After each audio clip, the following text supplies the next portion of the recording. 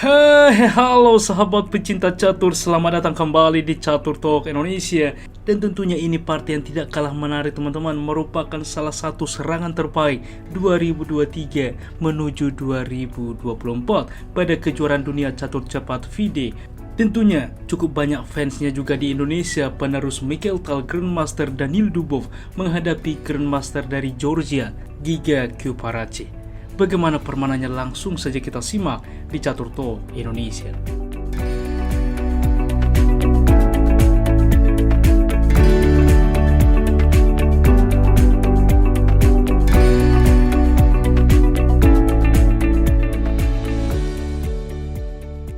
Baiklah teman-teman, di sini Grandmaster Danil Dubov memulangkah dengan pion ke D4, dibalas kuda ke F6, kuda ke F3, lalu E6 membuka aktifnya gajah, C4, gajah ke B4 skak, gajah menutup, dan ini tentunya dinamakan dengan Bogo Indian Defense. Dan pada kesempatan ini bisanya juga gajah mundur ke petak penting E7, rokade ke depan, atau bahkan menukarkan gajah. Pada kesempatan ini dipilih dengan A5, dengan pemilihan pion A5 pada Bogo Indian Defense. Ini dinamakan dengan variasi Wade Smyslov. Dan Dubov melanjutkan dengan mempersiapkan fianchetto ke depan memainkan G3, maka rokade, gajah ke G2, lalu menyerang sentral pion ke D5. Rokade fokus rencana pengamanan raja, dan di sini gajah ke E7 mundur teman-teman. Karena apa? Ada trek juga ke depan. Mungkin saja gajah mukul gajah, pion menerima mengaktifkan juga menteri. Pion misalkan mensupport, maka ada pion D4. Oleh sebab itulah di sini gajah mundur, maka gajah ke F4 saat ini, lalu pion ke C6. Berlanjut kuda ke C3 tentunya menyerang sentral. Kuda ke D7 berlanjut sebagai juga pertahanan ke depan. Kuda ke E5 menempatkan di sentral, maka ditawarkan juga penukaran. Diterima hitam kuda mukul kuda, maka pion menerima juga mengancam kuda. Di sini apa yang dimainkan? Maka kuda ke D7 mundur, yang tentunya juga mengancam pion sentral E5. Pion memukul pion saat ini, yang jadi pertanyaan, pion mana yang dibuat menerima teman-teman? Hitam memilih opsi terbaik, pion E. Karena apa? Juga membuka aktifnya gajah ke depan, maka untuk berkembang. Apabila dicoba pion file C, ini cukup berbeda, di mana akan dilanjutkan juga fokus rencana yang akan dimainkan E4, maka kuda ke B6 misalkan mensupport juga pion, maka benteng ke C1. Kita lihat teman-teman, dengan tidak pion E menerima, gajah menjadi sangat pasif ke depan, dan ini pun memberikan keunggulan sedikit bagi putih. Oleh sebab itulah bagaimana pentingnya pion E menerima, maka pion E4 tetap saat ini. Pion memukul pion, kuda dibuat menerima. Kita melihat teman-teman, ini tidak bisa disepelekan. Langkah kuda kombinasi ke depan bisa terjadi, maka G5 saat ini mengusir juga gajah teman-teman. Inilah bagaimana Danil Dubov bermain. Langkah menarik ditemukan. Anda pause video ini, apa yang dimainkan oleh putih. Bagaimana teman-teman? Selamat bagi Anda yang bisa menemukan Dubov mengorbankan gajah memukul pion teman-teman. Sebuah opsi yang menarik. Apa idenya? Diterima tentunya oleh hitam, maka membawa menteri ke H5 mengancam juga dua kali gajah. Gajah kembali, benteng ke D1, dan ini sangat penting teman-teman.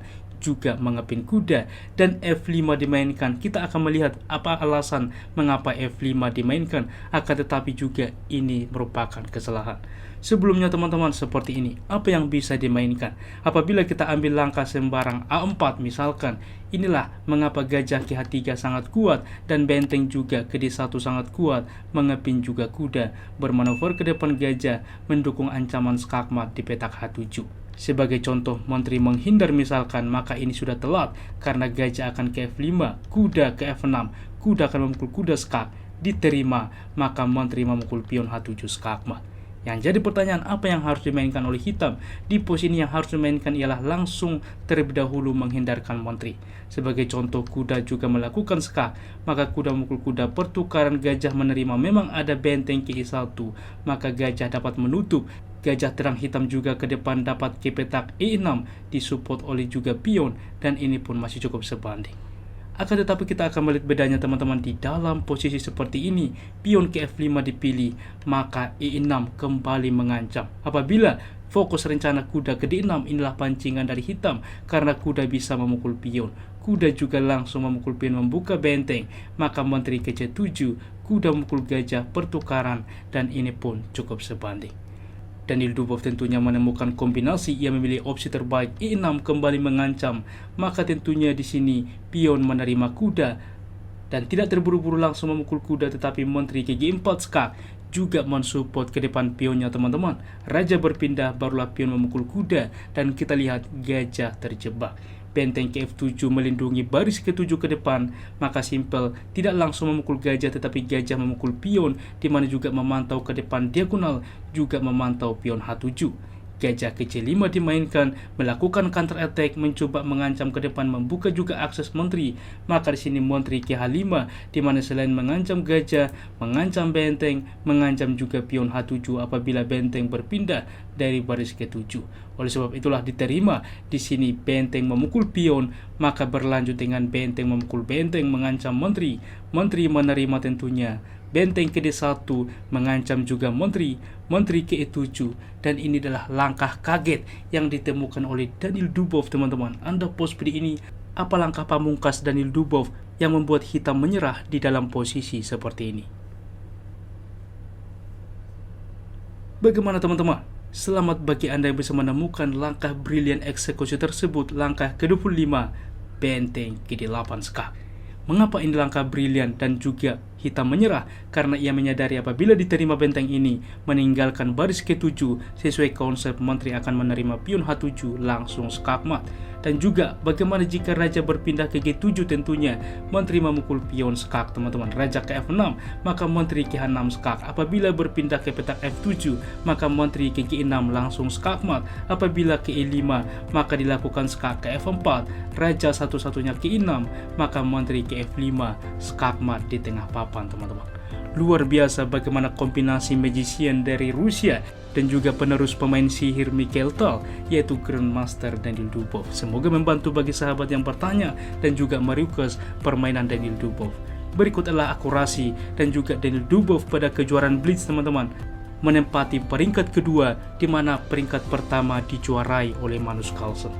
Ulasan permainan menunjukkan cukup tinggi dan juga berbeda jauh. Danil Dubov memiliki akurasi 97,2% dengan satu langkah brilian eksekusi pengorbanan benteng di langkah terakhir, dan hitam memiliki akurasi 77,4%. Demikianlah ulasan catur hari ini. Jika kawan-kawan suka, please like, komen, dan juga subscribe yang membuat kami semakin bersemangat lagi di dalam mengupdate konten catur menarik lainnya. Apabila ada saran ke depannya juga request, jangan ragu tuliskan di kolom komentar dan kami akan berusaha membuat requestan dari Anda.